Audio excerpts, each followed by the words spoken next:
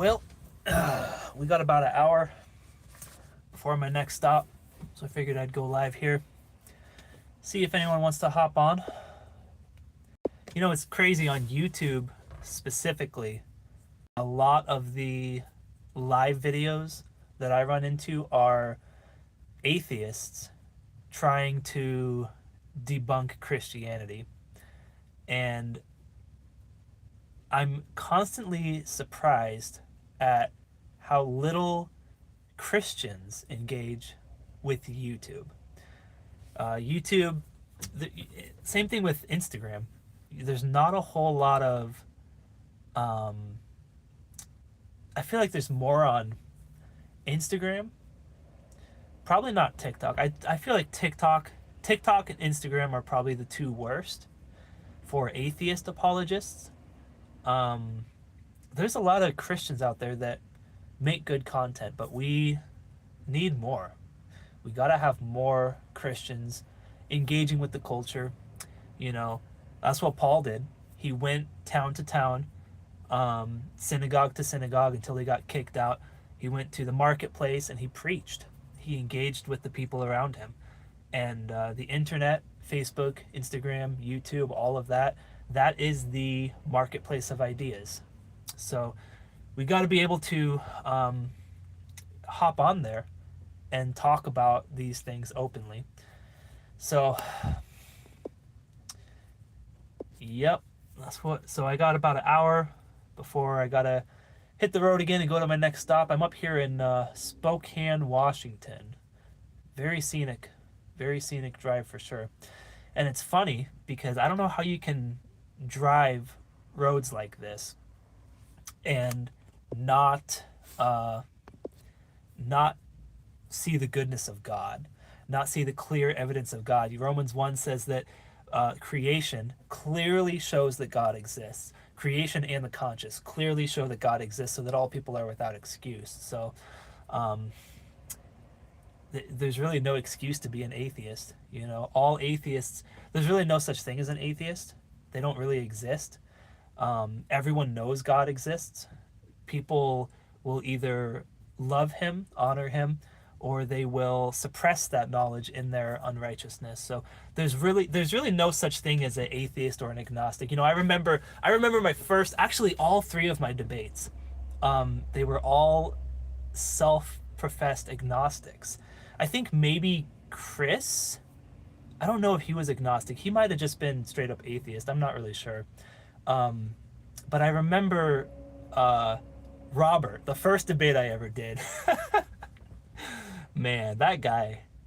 Anyways, the first debate I ever did with Robert, he claimed to be agnostic, and then every single talking point he had was strictly atheist.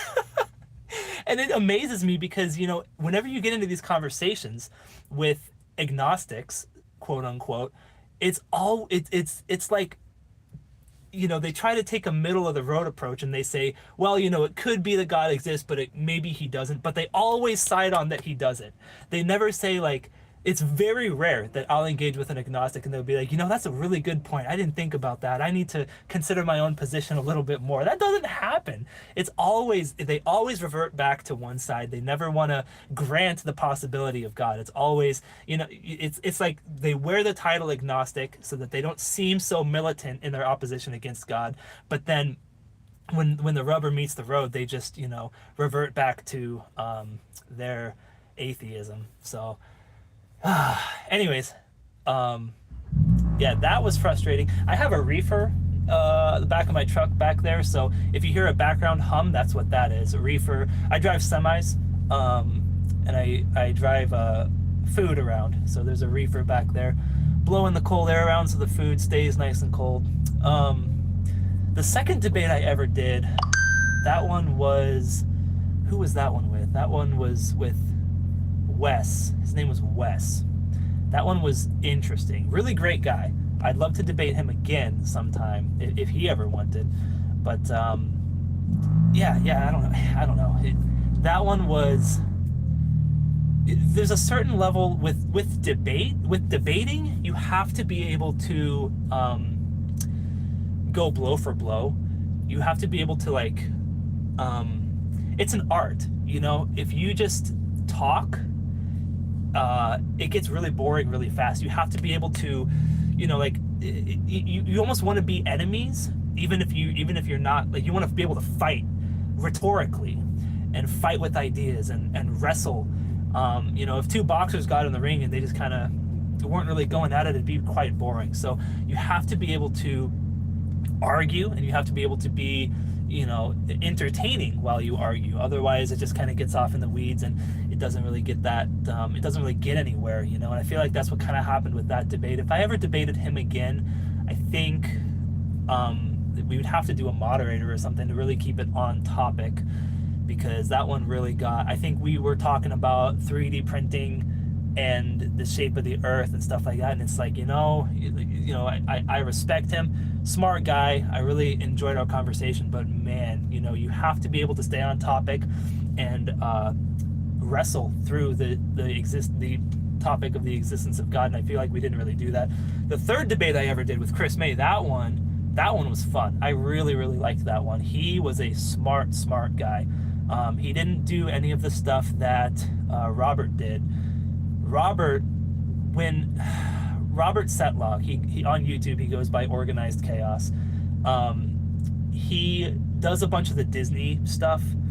Hi, hey, how's it going, man? He does a bunch of, like, he's a leftist, and he does a lot of the leftist Disney talking point stuff. But for whatever reason, he decided to get into the existence of God. So he posted some video about how God clearly doesn't exist, and I commented and I said, hey, let's have a debate, and he obliged, and we did it, and it was good. He was respectful before the debate, and he was respectful kind of during the debate. I mean, he had some pretty not good faith arguments that he did, but what he did after the debate is he took it down, and then he edited it, and he put up graphics while I was talking, and he would put up graphics to try to disprove what I'm saying while I'm saying it. Horrible. Like, I cannot, like, the amount of bad faith it would take to do that. Where are you from? I'm from Portland, Oregon. So I am in a very liberal city, unfortunately. I'm from like South Portland, in that area a little bit. Right now I'm in Spokane, Washington. Like I said, I drive semis, so I go all the way up to Seattle. I go all the way down to Southern Oregon. Excuse me. Let me get some water. I live in England. Well, that's pretty cool. England is I'd never visit there. You couldn't pay me to go down to England. It's too I don't know. You guys aren't allowed to have guns down there, you know? We love our guns here in America. So, yeah, I could never go down there. Yeah, I couldn't do that. Yeah, my third debate with, the first debate with Robert. Yeah, I can't believe he did that. Super slimy. It's really nice, but there's loads of roadmen. What the heck is a roadman? What is that? Never heard of a roadman before. You gotta remember, I'm from America. I don't know all of these English terms. Roadmen, what is that? Gangsters. Oh, yeah. Yeah, for sure. Anyways, going back to Robert. Yeah. I was not happy that he did that. Chris, that was definitely the best debate I ever had. He was a really good opponent. I would definitely debate him again, if he wanted to. He did actually offer to do another debate right after we did our debate. I went on Reformed Rookies podcast, and I had a conversation with him because we both debated Chris, and so I went on his channel. We had a good conversation. It was fun, and then Chris saw it, and he reached out to me, and he said, "Hey, I saw your conversation with Reformed Rookie. Let's do another debate." And I was like, we just had ours. Let's let it sit for a minute. But yeah, if he ever reached out and he said he wanted to do another one, I definitely would do it again. He wanted to debate the presuppositional method, And I'd definitely be interested in doing that again. The presuppositional method is so overpowered. It's so unfair. Um, I have not found any atheist who who can even really argue against it properly. The presuppositional method is um, so unique in that it argues from God instead of trying to prove God. And because God clearly exists, you really can't argue against it. If you try to argue against it, then you prove God exists. So no matter what, the Christian ultimately wins. The one critique that I do hear often from people, from atheists, is that you just redefine terms, and if you just redefine terms in your favor, then you automatically win, and the atheists can do that too. But the problem is that that's not what we're doing as presuppositionalists. We don't redefine terms. We examine reality, and then we assign terms to what we experience. So logic, for example, logic exists. Right? Now, for logic to work properly, God has to exist, because God is the only foundation that grants transcendence to anything. If we were the product of random mutations over generations of years, millennia of years, really, then there's no transcendence to anything, and thus you can't have transcendence in the laws of logic. And so that is not linguistic revision. That is not semantic games. That's examining the preconditions for our experience as human beings. So that's how I would argue against that. But yeah, the presuppositional method, it remains undefeated. I have not found an atheist who can argue against it without assuming the existence of God. So if you assume the existence of God, the debate's over. The Christian already won. So there was one other guy I tried to get him to debate. It was Drew Skaggs. I tried to get him to debate. He didn't want to do it. He posts just the wackiest, craziest stuff on the internet. And I've debunked him many, many times, but he refuses to do a debate, which is fine. You don't have to do a debate if you don't want to. But if you're going to put goofy, ridiculous things out on the internet, then, Christians are going to respond and they're going to clown on you. Which is what I'm doing right now with all of those shorts. I'm going through a website called Questions Christians Can't Answer, and I'm answering every single one of them. Now, there's a couple that I'm skipping here and there because there's a lot of repeat questions. There's a lot of questions that I would answer the same way if I was answering, like it's the same question but worded a little bit differently. So there's some that I'm skipping, but I'm trying to get through all of those. I have about maybe 20 less, probably less than 20 actually. So not very many more of those left. But we'll see. We'll see what happens after that.